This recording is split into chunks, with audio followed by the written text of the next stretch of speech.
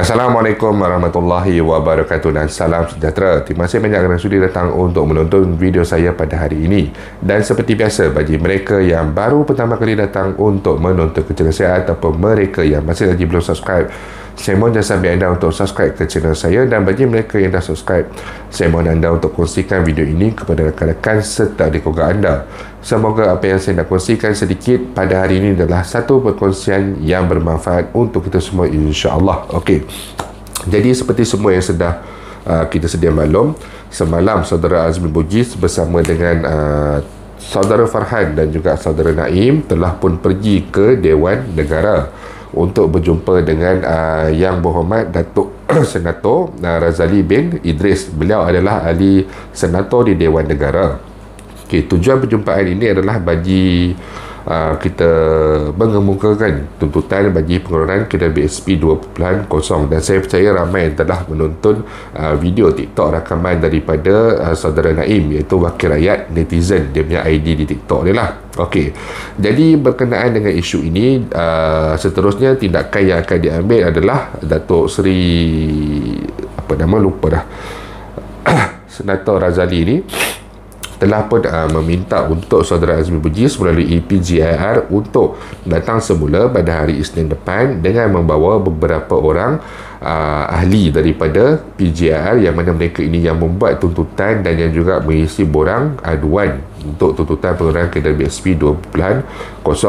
Jadi apa yang akan berlaku pada hari Isnin nanti adalah mereka ini akan diberikan peluang untuk membuat presentation. Saudara Azmi Bugis akan membuat satu presentation pembentangan kepada ahli Majlis Jawatankuasa Dewan, yang mana kalau mengikutkan perkongsian daripada saudara Azmi Bugis semalam, akan ada sekitar 20 ahli majlis ataupun 20 orang senator yang akan berada di dalam pembentangan ini. Dan sudah tentulah semalam semasa live di TikTok, kita semua berharapkan yang senator Tengku Zafrul sendiri mungkin kalau boleh minta dia sendiri pun berada di dalam sesi ini bagi kita mendapatkan respon ataupun satu jawapan yang direct, yang secara langsung, kerana kita tahu tuntutan ini adalah berkaitan dengan Kementerian Kewangan, MOF, yang mana Kementerian Kewangan ini adalah di bawah sediaan Tengku Zafrul itu sendiri.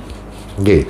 Jadi perlunya untuk membawa 30 orang bercarum ini adalah bagi membuktikan bahawa aduan ini adalah benar, serta mereka ini juga, ahli majlis ini juga, jawatankuasa ini juga ingin mendapatkan orang kata penceritaan ataupun pendengaran maklumat yang sebenar daripada pencarum-pencarum yang dibawakan ini, untuk berkongsikan berkenaan dengan apa keperluan, kenapa mereka ini masih lagi menuntut pengeluaran ini, dan juga apa yang berlaku di sebalik keadaan sekarang ini dengan kalau kita kata pandemik ni mungkin sudah hampir beransur kurang, keadaan ekonomi sudah bertambah baik dan sebagainya. Kenapa perlu ada lagi pengeluaran ini? Jadi mereka ini 30 orang ini akan berada di sana untuk memberikan respon bagi segala persoalan yang akan ditimbulkan nanti. Dari segi satu sudut pula, persidangan untuk Dewan Negara kali ini sebenarnya akan tamat pada 16 hari bulan Isnin 15 dan Selasa tu 16 dah pun tamat. Jadi untuk perkara ini dijadikan usul untuk diketerahkan dalam Dewan Negara, kalau ikut syarat untuk mesyuarat tersebut memanglah tidak sempat. Jadi sebab itu Senator Datuk Seri Razali telah pun orang kata memberikan idea dan juga cadangan untuk dilakukan secara bentuk pembentangan. Ini salah satu tujuan yang sebenarnya yang saya lihat adalah untuk kita, salah satu kaedah untuk kita orang kata nak dapatkan perhatian daripada mungkin daripada ahli-ahli parlimen di luar sana, supaya mereka ini boleh orang kata bagi mereka yang merasakan apa yang diperjuangkan ini betul, untuk mereka ini membawa kepada Dewan Rakyat. Dewan Rakyat, Dewan Negara, di atas dia ada adalah parlimen. Dianya adalah berkaitan satu sama lain. Cumanya untuk Dewan Rakyat ini, ianya adalah daripada mereka yang menang pilihan raya. Dewan Negara ini mereka yang dilantik oleh Yang di-Pertuan Agong. Mereka ini latar belakang mereka adalah golongan-golongan yang bijaksana, yang bijak pandai daripada kalangan profesional. Apabila usul telah dibincangkan di Dewan Rakyat dan jika diluluskan, usul ini akan dibentangkan dan dibincangkan semula di Dewan Negara oleh mereka yang profesional ini. Jadi mereka akan melihat implikasinya terhadap sosioekonomi, terhadap kebudayaan, sosial dan juga perkara-perkara yang berkaitan bagi setiap usul yang telah diluluskan di peringkat Dewan Rakyat. Namun sehingga mengikut pembacaan saya, kebanyakan usul yang telah diluluskan di Dewan Rakyat ini jaranglah yang apabila sampai ke Dewan Negara dia akan ditolak. Cuma apabila sampai ke Dewan Negara ini, apabila melibatkan mereka yang profesional dalam ini, selalunya usul-usul tersebut akan ditambah baik dan juga akan orang kata upgradekan bagi membolehkan faedah ataupun sebarang cadangan daripada usul ini tambah baik. Semoga dia kata at the end tu, apabila penghujung tu, matlamat dia kalau kata nak bagi bantuan ataupun nak bagi pengeluaran KWSP 20.0 ini, ianya dapat diberikan dengan orang kata satu kaedah yang paling terbaik sekali lah. Jadi itulah peranan untuk Dewan Negara ini. Dan satu nasihat yang telah pun dikongsikan oleh Setiausaha Pertubuhan Gagasan Inovasi Rakyat, itu Saudara Farhan, semasa live di dalam TikTok Wakil Rakyat Netizen semalam, yang mana saya sendiri berada dalam live tersebut. Saudara Farhan telah pun meminta kepada kita semua untuk teruskan perjuangan ini. Maksudnya, kalau kata Saudara Farhan cakap, kalau kita selama ni macam saya dah buat YouTube berkenaan dengan isu tuntutan KWSP dan sebagainya, kita teruskan buat. Kalau mereka yang berkongsikan di TikTok berkenaan dengan isu ini, teruskan berkongsi.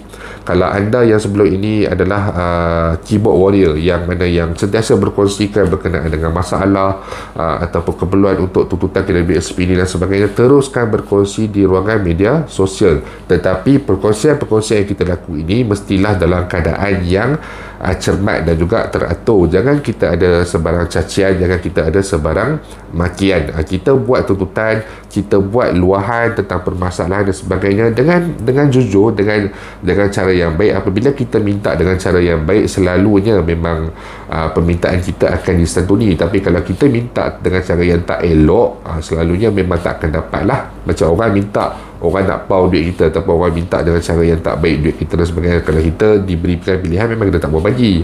Tapi kalau orang nak pinjam, dia cakap elok-elok, dia kata nanti dia akan bayar balik dan sebagainya, dia perlu untuk kegunaan beli susu anak dan juga perkara-perkara yang lain, memang selalunya kita akan bekerjasama dan kita akan memberi. Jadi perjuangan ini masih lagi panjang dia punya jalan dia, dan semalam saya telah berkongsikan bahawa dia mungkin ada turun dan juga mungkin ada naik, dan mungkin juga ada pihak-pihak yang akan cuba macam menjatuhkan semangat pencarum ni lah. Mungkin akan ada kenyataan yang sampai dia kata tak boleh nak dilakukan dan sebagainya. Kita sebagai pencarum, sama ada yang berada dalam Pertubuhan Gagasan Inovasi Rakyat ataupun tidak, kita harus bersatu. Walaupun segala apa perkara, segala apa cadangan, segala apa alasan yang diberikan tak boleh nak buat dan sebagainya, kita jangan meredam, kita jangan berputus asa. Kerana perkara ini, kalau anda adalah seorang Muslim, kita percaya rezeki ini adalah daripada Allah Ta'ala. Bukan manusia tidak ada kuasa untuk menentukan boleh ataupun tidak. Semuanya datang daripada Allah. Allah yang akan menentukan. Kalau Allah kata okey, proceed, dia akan jentik hati pemimpin dan sebagainya, maka terjadilah pengeluaran khas KWSP 2.0. Jadi secara konklusinya, berkenaan dengan dalam beberapa hari lagi sehingga kepada 15 hari bulan ini, jangan berputus asa, sentiasa bersatu, teruskan berdoa, yang paling penting sekali. Dan juga janganlah kita mencaci ataupun memaki hamun. Kita berada dalam keadaan yang moderate, berkongsi dalam keadaan yang berhemah.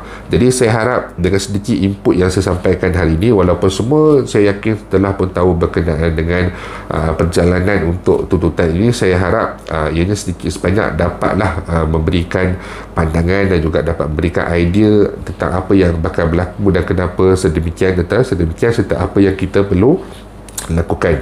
Jadi itu saja yang saya nak kongsikan pada hari ini. InsyaAllah jika ada sebarang perkembangan terbaru, saya akan berkongsikan kepada anda semua kelak. Bagi mereka yang mempunyai sebarang persoalan, sebarang masalah ataupun sebarang komen, anda boleh utarakan di ruangan YouTube ataupun di ruangan Facebook saya, Firdaus Selamat Channel. InsyaAllah kita akan jumpa lagi. Jangan lupa untuk share, jangan lupa untuk subscribe. Assalamualaikum warahmatullahi wabarakatuh.